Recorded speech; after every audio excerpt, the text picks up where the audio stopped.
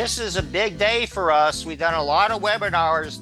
This is our first transatlantic webinar. He's going to get our fuller introduction. Our special guest is known all over the world. Bernard Ross is in Edinburgh. But first of all, I'd like to introduce her as the millennial side of my brain is my co-host, Randa Luna, who's a nonprofit consultant. She specializes in the performing arts and is one of the few people on the planet that's actually raised money for all three opera companies in Texas. And we have a little segment called Heroes Among Us. And Randa, could you take it from here and introduce our special guest who has just launched a new nonprofit? Thank you for the opportunity to do that. So I recently met this wonderful person. Her name is April Phillips. And in my consulting and networking, I found out about an amazing new mission, a very needed mission, especially in our community. And I wanted to invite her to speak about her new nonprofit because she truly is a hero among us. Man, thank you so much, Randa, for inviting me. Randa is actually one of my board members. So the name of my nonprofit is called Fro Professionals. Yeah. And the idea of professionals came to me in 2020 when I was watching all of the racial unrest on the television, and I saw people out there picketing and doing all of these things, and I saw the police brutality surging and just things of that nature. So I wanted to be a part of that, I guess, that movement. But the truth is I was afraid because, people were getting injured and they weren't surviving, being a part, basically picketing and being outside, So I was trying to figure out what is a way that we can address the social ills of vulnerable populations, develop basically a financial ecosystem to address the problem of mass incarceration, of Black and brown people. So I don't know, are you all familiar with the Crown Act? Is anyone familiar with the Crown Act? Take a minute to explain it. Okay, so the Crown Act is new legislation. So far, 23 states have passed it, and Texas passed it last year. Okay, so the Crown Act basically is legislation that prohibits discrimination, hair discrimination in workplaces, housing, and also in schools. Okay, so before the Crown Act, it was actually legal to discriminate a person or deny their participation in sports or suspend them from school or even deny them advancement or employment because of their hair, basically. And usually these denials were against people with textured hair or Black people, people of color. So anyway, the Crown Act passed last year.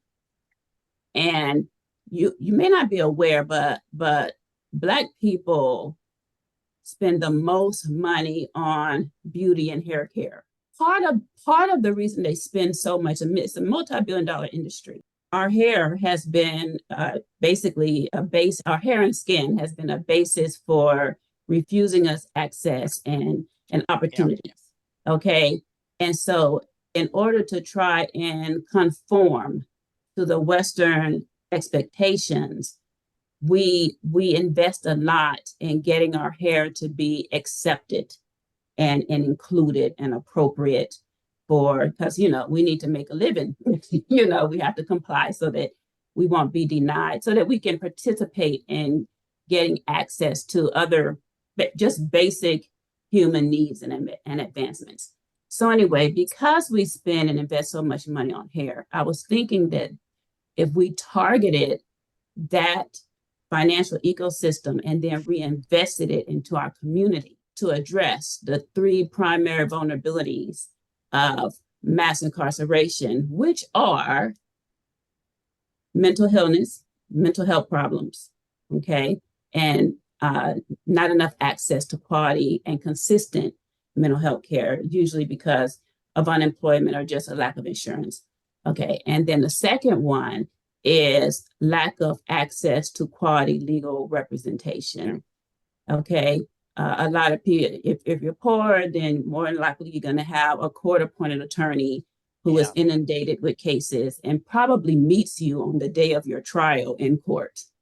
All right. So they just don't have the volume of cases that they have. They're just not able to give individualized attention to each case.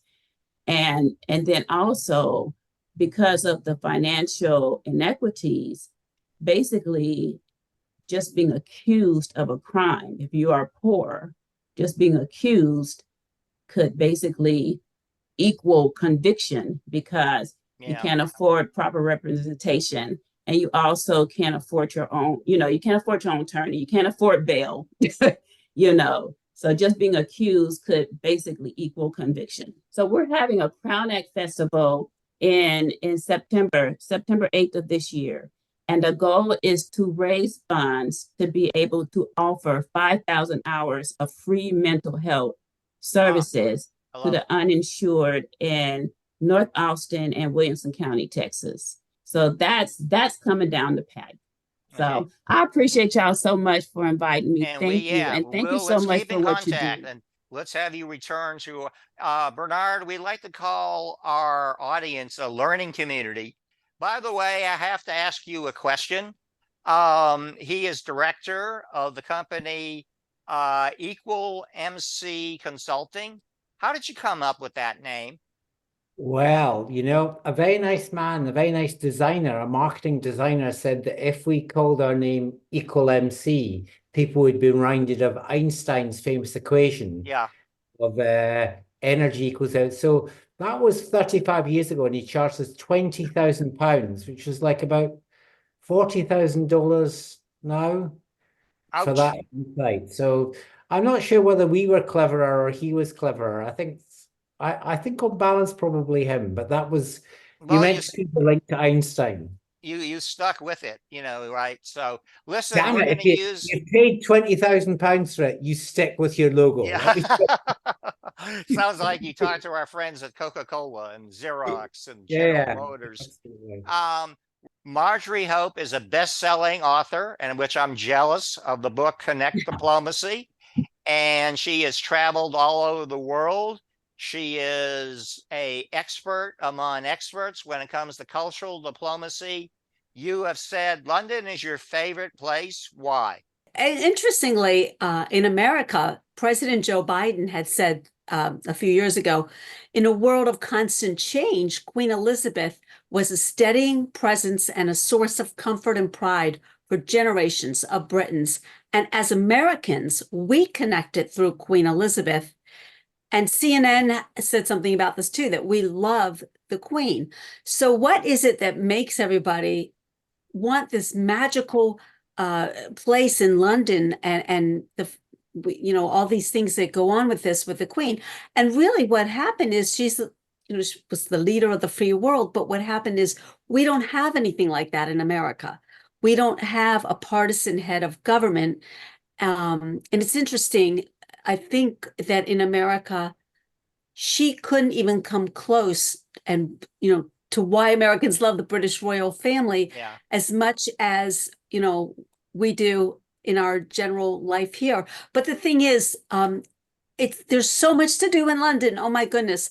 There's things like visiting Buckingham Palace or having tea time everywhere, which, by the way, I didn't share when I went there. It was so good. And then, of course, there's things like going to Winston Churchill underground bunker, and they have the actual bunker where Winston Churchill actually won, the war that way.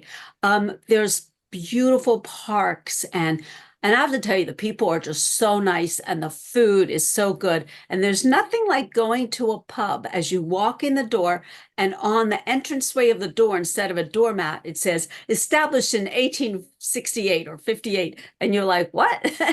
This is incredible. So I think it's just a magical place. Thank you. Okay, now let's get to the professional side of Bernard Ross. Jeff, like me, is co-chair of his fan club with 1,000 other people in the fundraising profession.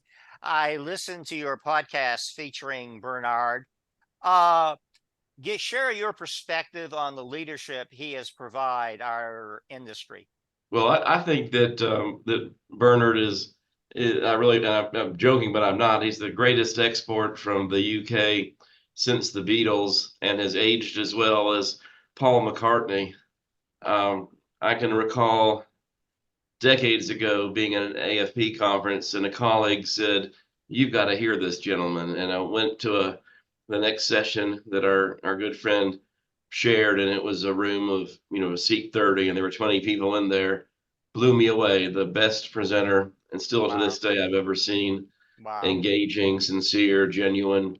And now, as you indicated, you can't get in the sessions at AFP or any other conference. They're in the hallway. But he has remained true. He's brilliant.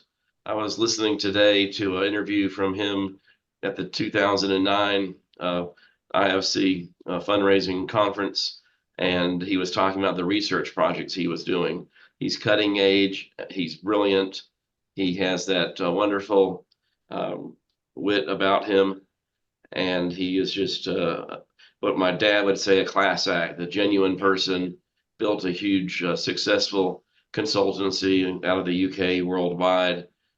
Frequent author, speaker, always thinking of what's the next question to ask, always fresh. In a world full of their great benefits to social media and all these things, but one of the challenges I think in our profession is people without as much intellect, without as much experience, and without as much know-how can have a platform. He's the real deal, and I'm honored to call him a friend and mentor. He's a rock star. So first question, can we start with our Q&A? Is it Bernard or Bernard? I better get it right. You normally say Bernard in the UK, but I'm very happy. I've already compromised foreign relations, so forgive me. I'm my mom named me after an uncle, her brother, who was a criminal. So I'm Can I ask, what was his crime? Was it white or blue collar? It's one of our dark secrets. I actually don't know. I do know that whatever he did, he then left for America and stayed there for 20 years. Wow. So whatever crime it was acceptable in the States, and it wasn't acceptable in the UK. I don't know if that gives you does that give you a big spectrum? No, yeah, that's a big pot.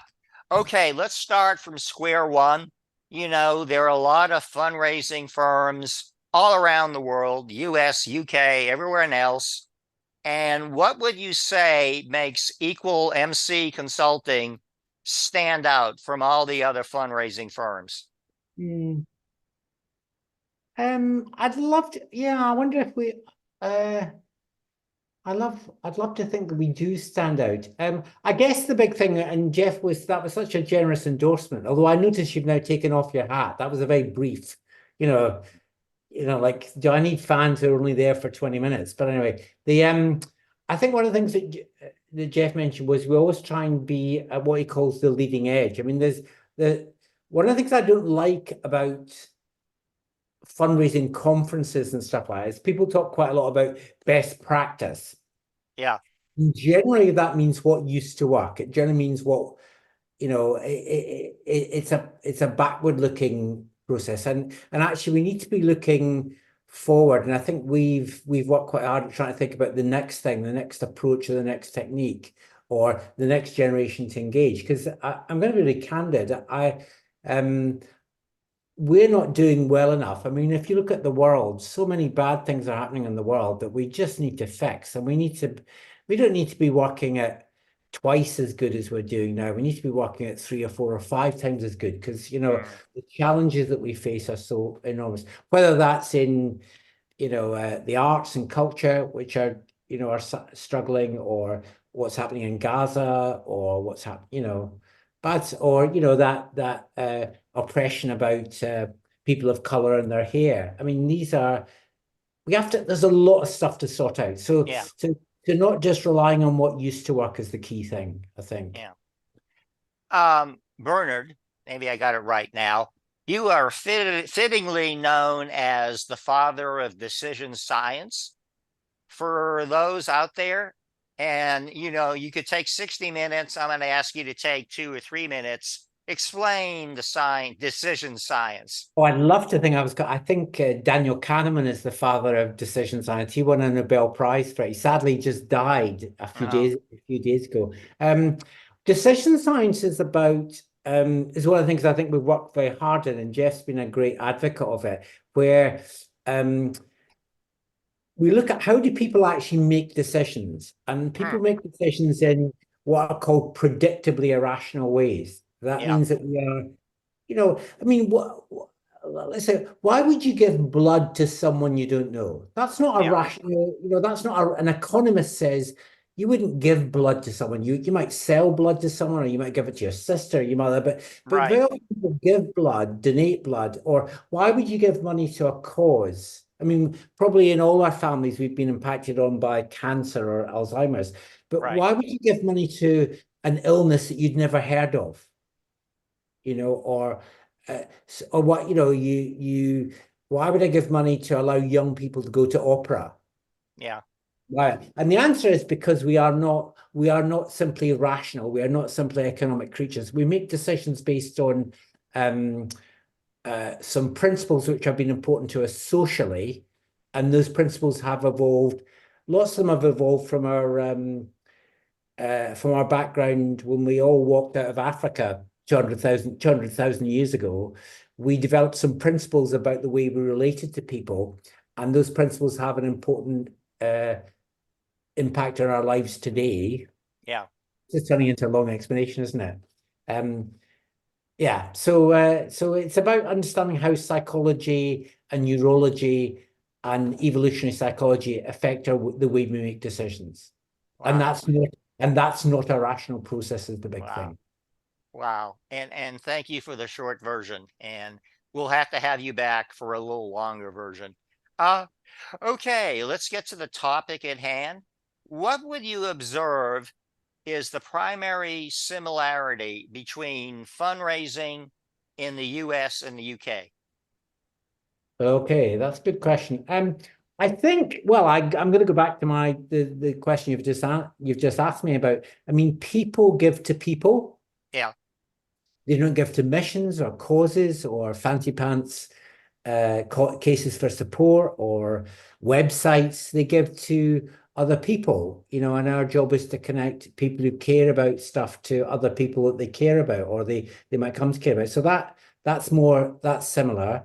There are similarities, some of which I'm very uncomfortable with. I mean, I think in both our countries, the rich are getting richer and the poor are getting poorer. That causes me, that level of social inequity causes concern.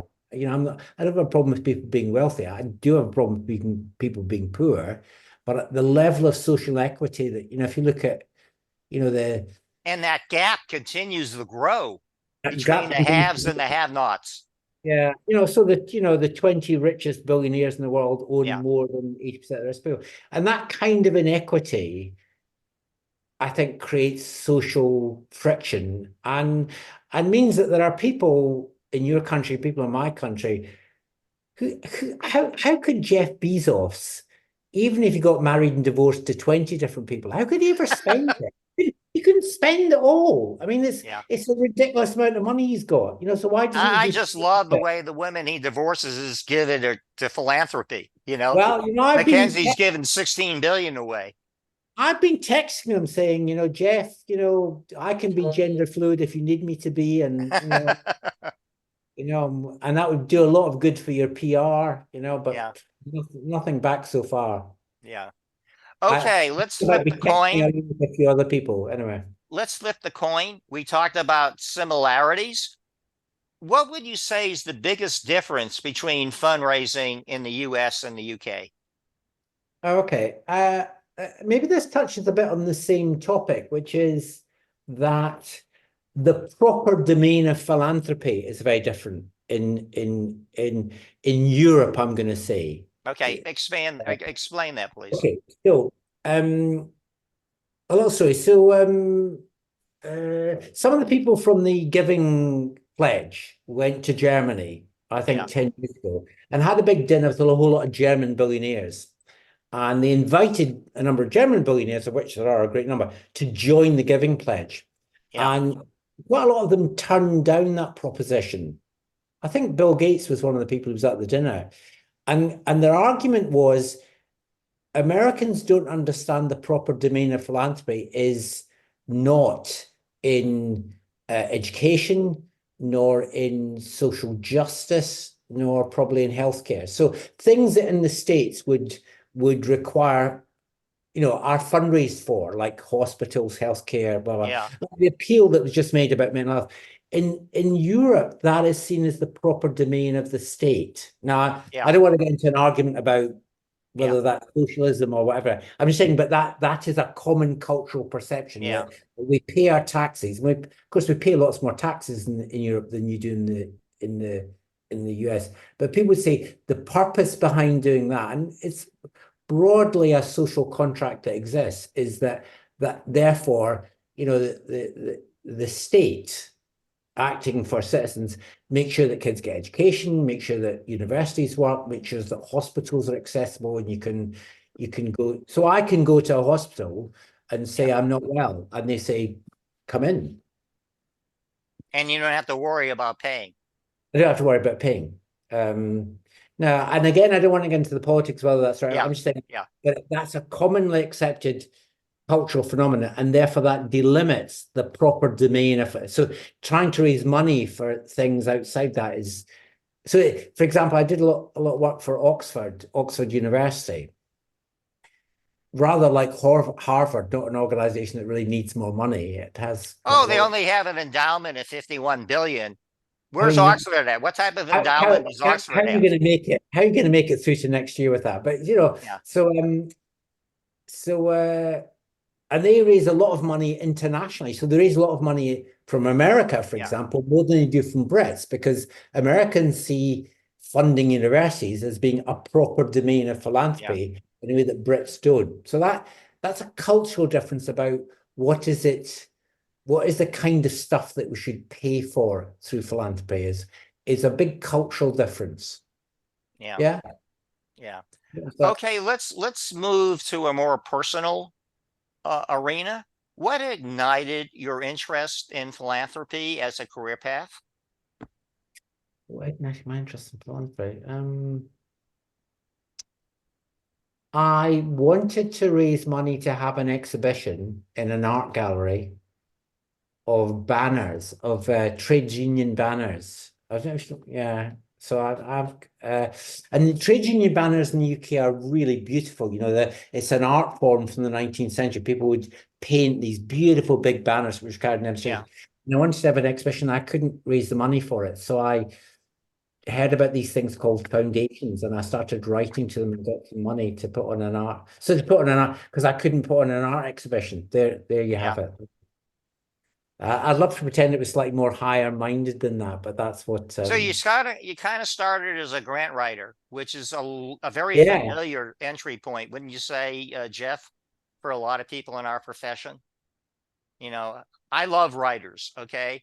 I ran 3 higher education shops, and I knew if someone could write, well, I wouldn't be there 7 p.m. at night, finishing up writing projects. That person would have it finished by 4:59. So, and I know Randa's done a lot of grant writing. Wow. Okay, you've been in philanthropy, help us, over 30 years, 35 years? Goodness. Huh? Oh, goodness. Yeah. Yeah. My company's been going for 35 years. Okay, you hide your age well. I'm jealous. But Well, what would you say is the most significant change you've seen in philanthropy over your 35-year career? goodness, that's a good question. I'm gonna ask Jeff that. What would he say was the biggest difference you've seen? Yeah, put Jeff? Jeff to work. He took the Jeff darn to cap work. off, I'm preserving a descendant across the pond, but anyway,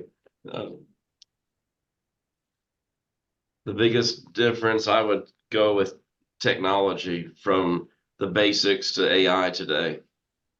Yeah. I'm going to inject here. I've been in it for about as long as you. I think it's the influence of the mega gifts, that we now have so many, we have 1,000 billionaires in the United States. I Yeah. mean, I remember it used to be a big deal when you were a millionaire. Now we got 22 million millionaires, but we got 1,000 billionaires. And, there used to be the classic 80-20 split of everything. It's Mhm. 20% of the inputs determines 80% of the outputs. And there used to be a split in fundraising that 80% of the income came from 20% of the donors, and now it's a 90-10 split. And, if you have these huge campaigns, you are going to need, you were mentioning Jeff Bezos and you were mentioning Mackenzie Scott. And I mean, big wealth is, now, and by the way, there's there's a gentleman from France now. You can't keep up with the richest man, you know. Elon Musk, I think, is, dropped down to third place. Yeah, that's very interesting piece of data that came out recently, that you think all the money is in tech, and it's not. I mean, so the LVMV, the guy who runs that business is in the luxury business. He's the guy who makes who does fashion and stuff like that. It's interesting Yeah, where right. money is just now. Rhonda, how about you? What do you think is the biggest change you've seen? I would say definitely it's in the technology that we use. I focus a lot on donor stewardship and communications, or have been lately, and that's been an amazing thing to really dive into, because some people prefer texts and some people want emails. Some people will only talk to me on LinkedIn messaging. It's really, but we're able to, and I've been able, for the first time in the past few years, I'm working all over the country now because I can, because of how things have changed. So that one is the one that strikes me the most. Mm. And by the way, Randa's got a few questions with a millennial bent. But before we go to her,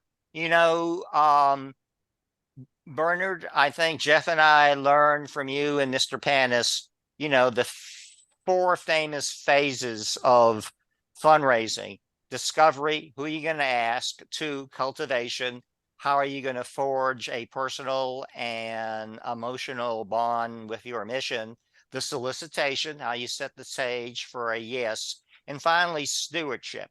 Let's Mm. take those four stages, and could you kind of compare and contrast the US and Europe? Discovery, cultivation, solicitation, and stewardship. I think they're more similar than dissimilar. I mean, the interesting thing about let's think about a little bit about the discovery phase, because I was trying to reflect on what Jeff and Rhonda said about whether I'm not sure I agree that technology is the big change in fundraising. I think technology is a big change in society. Yeah, Has that changed the way we fundraise? yeah, When I look at a good web page has a lot in common with a good DM. yeah, There's more similar, and there's more similarity than dissimilarity. But so I guess the difference between the channel, if you like, the communication yeah, channel, yeah, yeah, and the kind of content of the issues and stuff like that. What's interesting to me is how I think people are much more aware now of the range of issues that they might take agency on. So, people might historically have focused on their church or yeah, their alma mater, yeah, or maybe an art gallery. But people are now saying, "Oh, I'm worried about what's happening in Gaza. Or I'm worried what's happening in Yemen. Or yeah, I'm worried what's yeah, happening to women who are subject to gender-based violence. Or I'm worried about what happened to." I wanted to make a gift. When April was talking, I was thinking, "Wow, I'd love to help with that. yeah, That's outrageous." yeah, You know. yeah. Um, and I kind I of want to take another swing. Let's focus on the ask, okay? Because okay. that's, you know, where big ifs usually come face to face. Mhm. Do you see any differences in the art of the ask in the US and UK? Uh, do I see any differences in that? People are, well, Americans are much more ready to make an ask. You know, they're much more ready, and especially high value American donors are more open to that kind of ask. Mhm. Uh, I think that's an area. I don't know whether you'd agree with this, Jeff. That's an area where the decision science stuff has come in. So, for example, we do a lot of work on how to build rapport with people who are not like you. So, you know, you might be a fundraiser, you might be a millennial, goodness, you know, and you meet someone who's not a millennial. You meet someone who's Yeah, 60 or 70. You meet someone who's not of your gender, not of your sexual orientation, not of your faith basis. And you need to build rapport with, or not of your yeah. political position. How do you build? So we now know a lot more about how you build rapport with people. We now know a lot more. But let me give you examples. So I talk a bit in some of the work I do about what I call uh, discovery questions. So Yeah. I'm say to you, Jim, for example. So your wife has disappeared. I see she was in the background. She's I think disappeared. she's working on dinner and pouring some wine, so we'll give her a pass, okay? Okay. So I might ask you, how did you two meet? And you might tell me, Through a mutual friend and who actually we met when both of us were involved with others. You know, mhm. I was just married, she just had a significant other. And then 10 years later, I didn't have a wife and she didn't have a significant others. And then, you know, the fun happened. Okay. So you just told me something very important about the way you make decisions. And by asking people a question about how did you, so if you're meeting a couple and you say, how did you two meet? They Yeah, will tell you the power and the decision dynamic between them. If you ask an entrepreneur, how did you set up your business? They will tell you an origin story. And if you listen to that origin story, it quite often comes from oh, there was a crisis and I took advantage of the crisis, or there was an opportunity, or I had a vision, or there was a risk. They'll tell you a story, and what you can then do is reframe your fundraising proposition as a crisis, an opportunity, because they like those kinds of things. yeah, So, you know, it's about, so by asking simple questions that look like conversational questions, you can actually find out lots about how people make yeah, decisions, which yeah. then allow you to frame your proposition like that for them. Because I just don't believe in the whole cookie cutter, you write a case for And by the support. way, you know, you reminded me that is such an icebreaker question. That's such a good one.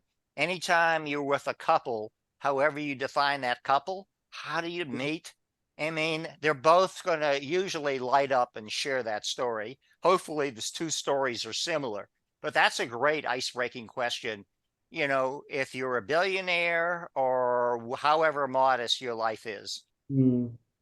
Yeah, and interesting who starts the conversation. So it's about paying.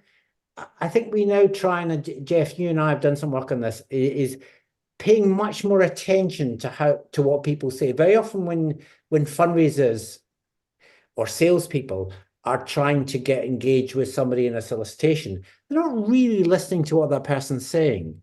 They are thinking of the next thing they have to say. Does that make sense? Yeah, And actually, and is that a mortal error? You know, I think we all been guilty there as fundraisers. And how do you overcome that? I've been there myself. It's like a chess game. What's my next move? But, you know, to build that trust, and I don't believe in relationships. You know what relationships is something you have until something better comes along. I think we want to nurture friendships. But how do you overcome that impulse? Rather than listening and getting to know Bernard, I'm already thinking, how do I sell my best cause under the sun? Well, just by paying attention, by asking questions and being interested in what people say. Those are, you know, I think that's the biggest single thing is that, people don't. If I ask you to, the word listen, rearrange the letters in the word listen to give me another word. This is a little Wordle test for you, a little crossword test for you. The word listen. Hmm. That's another How word, about Jim. Nelson? Nelson. No, you're misspelling listen, I think. Lesson. Lesson, right? No, Listen. Oh, listen. I'm sorry. Oh, it's Okay, I'm not. sorry. I wasn't listening. I was already trying to get to my next move. Listen. Okay, I'll hand off to my millennial side of the brain. You handled the word puzzles or anagrams or whatever they call that, Randa. Okay, it's not a trick. The answer is silent. It's the same letters. Ha! Uh, Can I say that I came up with that one? I love it. Yeah. Jim, you like crosswords, Jim, don't you? Do you like No, I crosswords? don't. No, actually, Yeah. I don't. I'm very impatient, if you can't tell already, Yeah, to a yeah. fault. That's all right. Okay. I love that. Can I claim that as my own?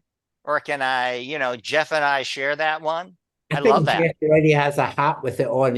Jeff has a range of hats. He's got a Randa fan club hat and a Jim fan hat.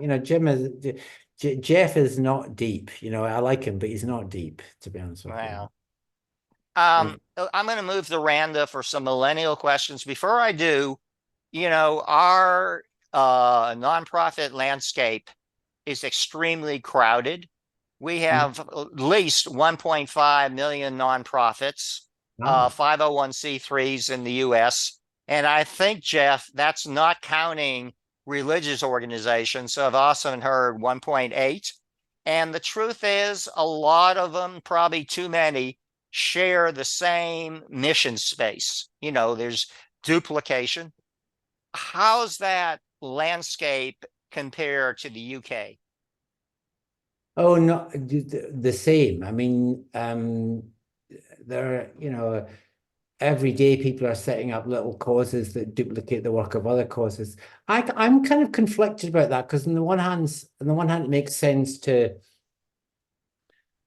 certainly to cooperate and Yeah, collaborate, if not to combine, and yeah, sometimes people who get bigger are not necessarily more efficient.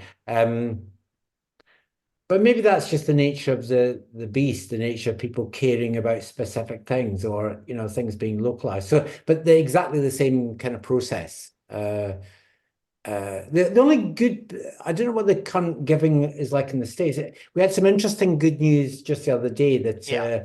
giving in the UK has gone up by, I think, up from 10 billion. So individual giving in the UK was around 10 billion. And it's gone up in this year to 13.5 billion. So that's quite interesting in the middle of we're having a recession. Our economy is doing much less well than yours is. Ah, So, but what's by the interesting, way, that's the opposite of the US. An alarming trend. We're raising, $500 billion, but the percentage of households who make some type of gift for the first time in the year 2000, it was 66%. And last year it dipped under 50% for the first yeah, time. And so those small household gifts are dipping. exactly the same. So giving went up, but the number of people giving went down. And I'm quite troubled by that because Yeah, I guess I'd want to say that I think I'm in the philanthropy business, of which the fundraising business is a part. So the yeah, philanthropy business is also the volunteering business. It's about the caring for each other business. So to see that a smaller number of people giving more isn't a good thing. Yeah, also yeah. to put it in context, so the UK spends the same amount of money on charity as it does on cheese. What's that again? So the UK people spend as much money on charity as they do on cheese. Mm. We have some very nice cheese. I have to You say, do. I like your cheese. British cheese is a lot better than American cheese. You're Yeah. not very good at cheese. You're not a nation Yeah. that's famous for your cheese, to be honest with you, you know. Yeah. And it's a lot less. Have a guess. So if UK spends 13.5 billion on charity, how much do you think we spend on pet food? That is dog food and cat food. Have a guess. Okay. I'm going to say, of course, you know, I think people in America are having pets, not kids anymore. That's the boom. I'm going to say it's more than charity. Well, okay, give a figure. Take a I'm going to risk. say double. Okay, how about you, Jeff? Well, I was going to say double, but because I know there's a great prize involved, I'll go 35. Oh my, okay. And Rhonda, how about you? Maybe closer to 20. Well, Rhonda's right. You know, it's more like about 18 billion. So it's not quite double, but it's Wow. and every time I'm in the supermarket, I walk along that line of like, you know, people buying their cat yellowfin tuna, and I think, oh goodness, what could we do with that money? Guilty is charged. You're Andrea and I joking. are cat fanatics. Okay. Hey, Randa, let's Urgent bring events. you into the fun. Do you have some millennial side brain questions for Mr. Ross? Certainly. Well, I don't know if they're truly millennial brain questions, but they were my questions, and I happen to be a millennial, so perhaps And you close have a enough. brain, so you qualify. Technically, yes. No, I'm keen on understanding how organizations can leverage, all this technology. How do we leverage digital storytelling to like bridge the gap when we have massive cultural differences? It's something that has been a big focus for a few companies that I've worked with. I was wondering if you had any strategies that you've used to help with this. I suppose that the question there about what is digital storytelling significantly different from other storytelling? I mean, there's some interesting issues about the level of attention that like TikTok I just find TikTok completely bizarre. I do like not because things last 10 seconds or 15 seconds, but the people will sit for an hour and watch 50 or 60. That's quite alien to me. So I struggle to think about how you tell a story in that time, whereas you can tell a story in 30 seconds, and Yeah. I kind of want to say when I look at it and when we design things, I quite often see that there are more similarities between a good story that you might tell in talking to someone, or a story that you would tell someone in a video or in a banner advert and stuff like that. I mean, the big issues there are salience. How do you make things relevant to people, and how do you help people to memorize things? So, for example, I'll give you an example of what I mean by salience. So we have a big challenge in this country about food banks. There are, I'm really ashamed to say that in the sixth richest country in the world, we have a huge number of food banks. We have something like 4 million people a year, 4 million people a week are using food banks. They don't have enough money to buy stuff in the supermarket, so they go to Refresh my memory. What's the total population? That's 4 million out of what? about 70 million. That's a significant percent, then. That's there are a lot of poor people in the UK. But of course the problem is that food banks are hidden. Food banks, I go to a nice supermarket. I never see poor people in my nice supermarket because they don't go to my nice supermarket. They don't buy. Yeah. So food banks are hidden in church halls and community centres. So we were trying to think, how could we make that salient? How could we make that aware? So we came up with this statistic I'm going to give you now, which is there are now more food banks in the UK than there are branches of McDonald's. So we use that piece of that insight so that every time you drive past a McDonald's, you go, oh my God, there's more. So, how do you make information salient? Because when you say there are 4 million people starving in Yemen, people say, where's Yemen? How many is 4 million? Yeah. They don't, we sometimes we share challenges that are so big that people go, I have no idea what that means. So to me, good storytelling has to be salient, meaning it has to be memorable and people have to be able to connect to it. Yeah. Yeah, Thank and not you. easily done. One more, how about one more question from you, Randa? Sure. Sure. Well, since I am what I am, from your experience, how can nonprofits more authentically engage younger generations? It's something that I hear people ask all the time, and I just kind of observe answers all the time. Okay, I'm going to say Curious what you something very think. harsh, Rhonda. Can I say something very harsh? Is that okay? Can you live with That's that? okay. Okay. If asked the question, what is the best way to engage people under 30 in fundraising? The answer is wait till they're over 40. It's not hard. Not because they're not. I mean, young people are just as generous and just as like. There's an example where people talk about the diffenes in generations, and Are you saying that's capacity yeah, really they just formula? don't have the money. They don't have the money. So if I'm a fundraiser and I'm saying people, okay, where should you raise money? Look for people who have money. So I think Rhonda, you do a lot of work in the arts. I mean, I do a lot of work in the arts. People constantly say to me, oh, I want to get younger people to come to my opera or my classical concert. I say, that's great. That is nothing to do with fundraising. Get those people in however you can, and then ask all the dull people with no hair sitting in row AA and BB to pay for it because they've got them. I love it. But that, in the same ways we've talked about that in my own mindset, unjust separation of the very rich and the very poor, we're seeing that in the generations as well, that, this, the boomers, people like me, and Jeff, when you're older, you'll become a boomer, I guess, too, have got the money. We got the money. We got the planet and we got the money. And we haven't used either of them very well. And that giant transfer of wealth, as people don't, as you mentioned, Jim, fewer people. I don't have any kids. I have a very nice house. I have a very nice life. Yeah. I'm going to do with my money. I'm going to give it away. And there's $70 trillion sitting with, Yeah. the baby And boomer generation. $70 trillion is more than I earned last year, is it? Yeah. Yeah, more or less, yeah, pretty much. It can go to government, it can go to family, or it can go to charity. Yeah, so there's a fantastic opportunity there, but whereas if you reframed I guess your question, Randa, really was, how do you involve young people in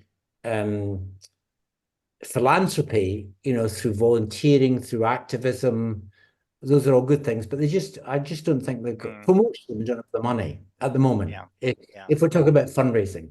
Yeah. Go fishing where there's fish in the pond. Fish with famous. By the way, John, do we have access to the slides? And we have a few minutes left. Do we have access to the slides, John? It's not that important if we don't, but I just wanted to check. And this is Bernard. We still have a few more minutes left, but again, I wanted this. We have met through this process, and if it wasn't, just the opportunity to meet a master like you is a thrill for me. And I want to I look forward to staying connected. And I won't be part of the 500 people hearing your presentation in Toronto, but this has been a wonderful, rich learning hour. And thank you not only for sharing an hour here, but for the leadership you have provided to the Jim Eskins, to the Jeff Jowdys, and to the Randa Lunas, that, you teach us, you inspire us, you lift us up higher. Let me see. We still have 5 minutes. And by the way, can I say this, as busy as you are, that people can reach out and go to your website and they can email you. And I called you and that phone number works. And it sounded like you were next door, but I think you were in Barcelona at the time. And it's okay for people to contact you on whatever their social justice Yeah, very happy if I can help in a way. However, if you're looking for merchandise, contact my merchandise manager, Mr. J. Jowdy. Supply with I'm gonna put him on the spot. He's gonna throw in a the package wrong of Google clusters, you know, with I'm each getting a purchase. whole range of merchandise he's got there. You know, we're hoping Yeah. to bring a grill pan as well. You know, forget George Foreman. You know, this is the next generation of grill pan. You know, Yeah. Well, I'll tell you what, I want to warn you, Bernard, at least I got the name right. When Jeff will tell you, when you do such a good job, we're going to invite you back. This has been such a rich hour and for us in the audience. And we do this every other Wednesday. Does the name Erica Worsdorf mean anything to you? I call her, Jeff, the mother of monthly giving. She might not have invented it, but I don't know anybody who advocates monthly giving with more knowledge and passion and how-tos. And she'll be our guest in 2 weeks on April 17th. And let me thank everybody in our audience because you are our heroes like April, because what you are doing is touching, improving, and saving more lives.